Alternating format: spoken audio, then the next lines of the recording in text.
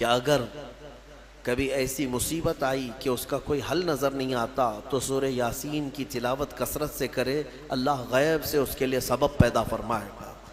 और अगर कभी ऐसी जगह पर फंस गया जहाँ उसे खाने पीने की कोई चीज़ नहीं मिलती, भूख की शिद्दत ने परेशान कर रखा है, सूरह यासीन की तिलावत करे, अल्लाह उसकी भूख को काफ़ी फरमा देगा। यानी ये ग़िज़ा भी है, शिफा भी है, दवा भी है। और सूरह यासीन शरीफ के मुतालिक ये भी फरमाया गया कि अगर कहीं वो रास्ता भटक गया जंगल में, सहरा में, सूरह यासीन शरीफ की तिलावत करे, अल्लाह उसको सीधा रास्ता अता फरमाएगा।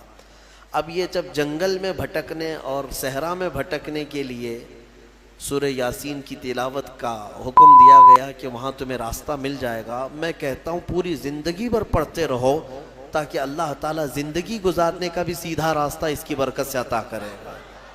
और जो सूरह यासीन शरीफ सुबह पढ़ कर के निकला वो शाम तक अमान में है, मुसीबतों से महफूज है, उसके लिए रिज़्क़ के फ़रिश्ते उतारे जाते हैं, उसकी हिफाजत की जाती है। तो यासीन की बड़ी बरकतें हैं सूरह यासीन में। अल्लाह तबारक व तआला ने इन आयात बय्यिनात में जो बयान फरमाया उसमें अल्लाह ताला फरमाता है, या हसरतन अलल इबाद, क़यामत के दिन के बारे में कि अफसोस है बंदों पर, वो बंदे अफसोस करेंगे, मा यातीहिम मिर रसूलिन इल्ला कानू बिही मुस्तहज़ीईन। यानी जब कभी इनके पास कोई रसूल आता तो उसका मजाक उड़ाते थे, मजाक करते थे रसूलों के साथ, नबियों के साथ। उन लोगों की जो हश्र होंगे ना वो बहुत सख्त हैं, क़यामत के दिन बहुत ज़्यादा सख्त उनके साथ मामलात होंगे। अल्लाह ताला फरमाता है, अलम यरोकम अहलकना मिन क़ब्लिहिम मिनल क़ुरून, क्या इससे पहले, सदियों पहले हमने कितनी ऐसी बस्तियां हैं जिनको हिलाक नहीं किया है। बहुत सारे लोग रसूलों का और नबियों का मजाक करने की वजह से हिलाक व बर्बाद हो गए, ख़त्म हो गए। फिर अल्लाह तबारक व तआला फरमाता है कि इबरत पकड़ो ए लोगों, रसूल जो आते हैं वो तुम्हें बज़ाहिर अगर यूँ दिखते हैं कि वो पैबंद लगे कपड़े पहनते हैं, छोटे से घर में रहते हैं, छोटी छोटी ग़िज़ाएँ खाते हैं या फाका कशी करते हैं, तो इसका मतलब ये नहीं कि वो रसूल या नबी मजबूर होते हैं। वो तो फ़क्र को पसंद करते हैं अल्लाह की बारगाह में, वरना हर नबी इतना साहब इख्तियार होता है कि अगर वो चाहे तो सोने का पहाड़ और चांदी का पहाड़ उसके साथ हो, वो सोने और चांदी के महल्लात में रहे। लेकिन अल्लाह के नबियों ने फ़क्र को पसंद किया है। तो अक्सर जो कौमें रसूल को ज़ाहिरी तौर पर देखती थीं तो मजाक उड़ाती थी, ये अल्लाह के नबी हैं, ये अल्लाह के रसूल हैं, इनका लिबास ऐसा है, इनके पास सवारी नहीं, इनका घर सही नहीं, ऐसी ऐसी बातें कह कह कर के मजाक उड़ाया करते थे। अल्लाह तबारक व तआला उन मुस्तहज़ीईन से कोसों दूर हमें रखे और मौला ताला इसी जमातों से हमें महफूज रखे। और कुरान पाक में अल्लाह ताला ये भी फरमाता है, क़यामत के दिन महशर के मैदान में ये कहा जाएगा, वम्ताज़ुल यौम अय्युहल मुजरिमून।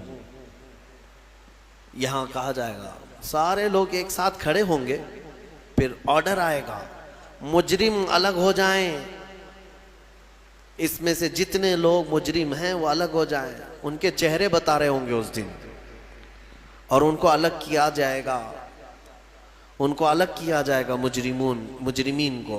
किस बात के मुजरिम? अल्लाह ताला फरमाता है, अलम अअहद इलैकुम या बनी आदम अल्ला ताबुदु शैतान।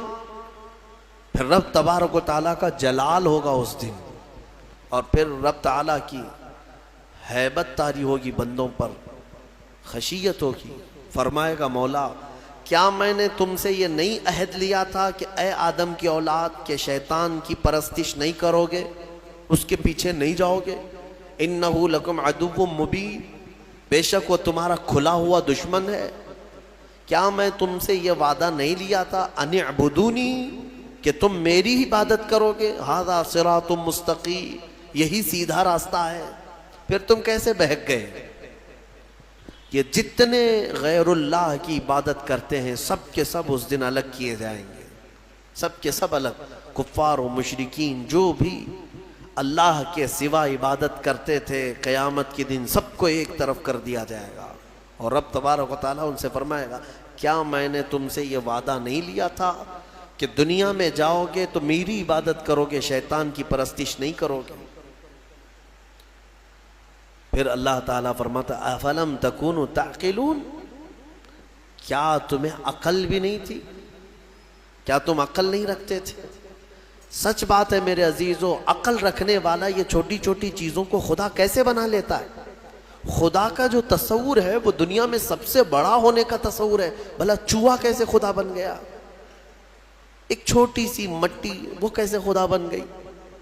जिसको तुम हाथों से गूंदते हो, पैरों से खुंदलते हो, फिर वो तुम्हारा खुदा कैसे बन गया?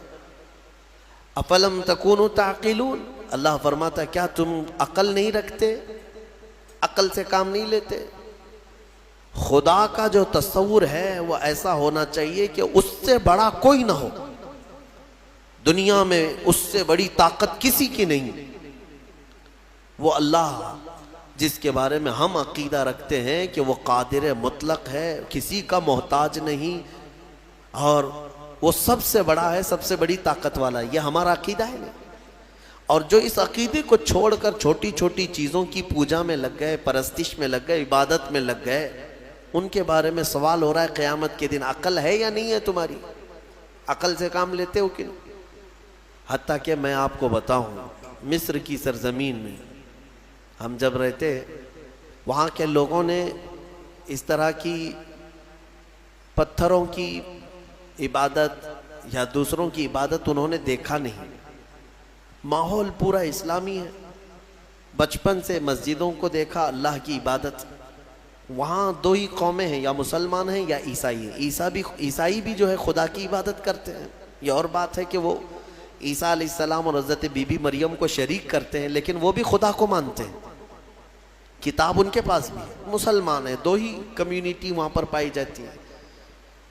तो कभी कभार कोई आम आदमी भी, अरब का टैक्सी चलाने वाला, हमसे हालात पूछता था हिंदुस्तान के, और फिर यहाँ के बारे में जब उनको मालूम होता है कि दरख्त, पत्थर, मट्टी, बिल्ली, चूहा, सारी चीज़ें इबादत के लायक समझी जाती हैं, तो एक मिनट के लिए शौक होकर रुक जाते थे। और पहला उनका सवाल यह होता था, मा इंदहु मुख, सबसे पहला ही सवाल करते, क्या उन लोगों के पास खोपड़ी नहीं है? खोपड़ी है या नहीं है? तो यानी एक अकल रखने वाले के लिए ताज्जुब की ही बात है कि मेरे से कमज़ोर मेरा खुदा कैसे हो गया।